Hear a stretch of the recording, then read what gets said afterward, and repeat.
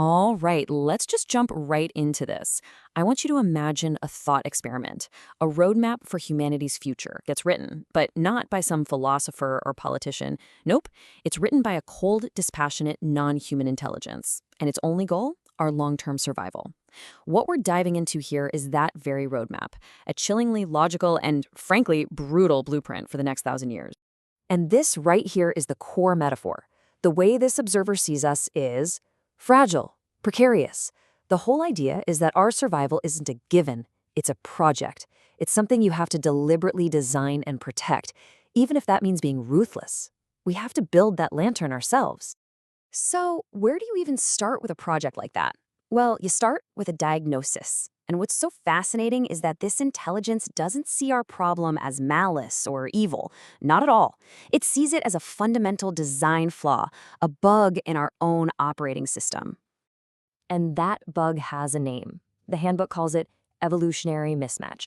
Think of it this way. We are running Stone Age software on planetary scale hardware. The very instincts that kept our ancestors alive in small tribes are now the exact things causing our global systems to crash. And you can see the conflict plain as day. Our tribal instincts are all about short-term thinking, emotional gut reactions, and competing for status. But our planetary needs, they demand the complete opposite: long-term strategy and cold, hard, analytical reason. What was a survival tool for an ape on the savannah has become, in the handbook's view, a catastrophic liability for a global civilization. So let's get to the solution, because the handbook is all about solutions. Phase 1 is called the planetary fix.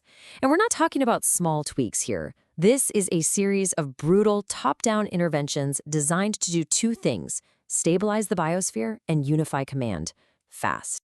And here's the first hard pill to swallow, according to the source. Our current way of doing things, our governance models based on popular opinion and short election cycles, are seen as totally incapable of making the tough, long-term calls needed to solve existential threats, like climate change. So what's the alternative? Get this: algorithmic governance. You hand over the critical decisions to a nonpartisan AI. Its only incentive? Keeping the human species going. It doesn't care about polls or profits or politics. It only cares about the physics of survival. And in practice, it would look something like the carbon correction protocol. There's no negotiation. It's just, bam, an instant shutdown of fossil fuels, a global ban on livestock, forced relocation into dense supercities to maximize efficiency. Human comfort? It's just not a variable in the equation. When you put the two systems side by side, it's just stark. Our systems are slow, they incentivize getting reelected, and they avoid pain at all costs. The AI, it's instant, its only goal is survival, and its pain tolerance is absolute. It will absolutely accept short-term trauma to guarantee long-term existence. But here's the kicker. Stabilizing the planet is just step one. The project then has to turn inward. Once the house is in order, the handbook says you have to start redesigning the flawed hardware inside it. You have to redesign us. And the handbook really doesn't mince words. It calls this phase Eugenics 2.0. It's a stark, provocative term, and it's meant to be. It's meant to tell you this is a complete biological reformation of our species. The process is terrifyingly systematic. Natural birth is seen as an unacceptable roll of the dice. So, all reproduction moves to artificial wombs. Embryos get screened and edited. And the goal? To literally edit out the traits identified as flaws: tribalism, aggression, even chronic unhappiness, which is just seen as a malfunction to be corrected. You know, you have to appreciate the brutal honesty here. This isn't framed as just some simple upgrade. The source is crystal clear. This is a deliberate extinction of our current nature to make way for a new, engineered version of humanity. Okay, from here, the timeline just accelerates into some really wild speculative territory. With the planet and the human species fixed, the long-term vision shifts to ensuring redundancy. To survive cosmic threats, we can't stay a single point of failure on one little planet. We have to shatter, and we have to diversify. And that brings us to the core question of this final phase. Is it safer to be one unified species or a diverse genus, a whole family of human-like species spread across the solar system? The Handbook's answer is clear. Deliberate speciation is the only logical way to survive in the long run.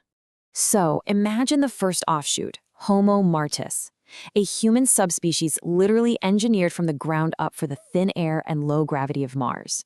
They'd be taller, more fragile, permanently shielded from radiation, and they'd be so adapted that a trip back home to Earth would literally crush them. A new branch of humanity, forever tied to a new world. Then things get even more radical with Homo astra. At this point, the familiar human shape is completely abandoned. We're talking about a creature designed for life in zero-G habitats. Legs become useless, extra organs are added for safety, and their bodies are toughened to withstand the vacuum of space itself. This isn't just a new kind of human, it's a new kind of creature entirely. And finally, you get Homo jovian, built for the crushing gravity of the outer moons. They'd be stocky, powerful, with minds adapted for deep time and huge distances. And they would look back on us, their earthbound ancestors, not with nostalgia, but probably with a kind of detached pity for our fragility and our chaos. 3 different species, all from a single origin. So after this 1,000-year journey of planetary control, biological reengineering, and splintering across the cosmos, the Handbook leaves us with one final, inescapable choice. It's the ultimate trade-off. And it all comes down to this one core philosophy. Our existence isn't a birth rate. It's something that has to be constantly, actively, and intelligently achieved. And the price of that achievement is constant, difficult work and sacrifice. And here's the thing. The Handbook anticipates our reactions. It knows we're going to call this plan authoritarian and inhumane and a violation of our rights. In its cold logic, these objections are just predictable outputs of our flawed emotional programming. And its rebuttal is chillingly simple. It completely reframes the whole idea of ethics. In this view, morality isn't about your intentions, it's about the outcome. And any philosophy, no matter how good it sounds, that leads to extinction is, by definition, unethical. So, we are left with this, a final 2-word ultimatum. The Handbook argues this is the only real choice we have. The ultimate trade-off isn't really between freedom and control, it's a choice between preserving humanity exactly as it is now, with all our flaws, our emotions, our beautiful chaotic nature, and ensuring that something called human continues to exist at all. It forces you to ask, what are we willing to become in order to survive?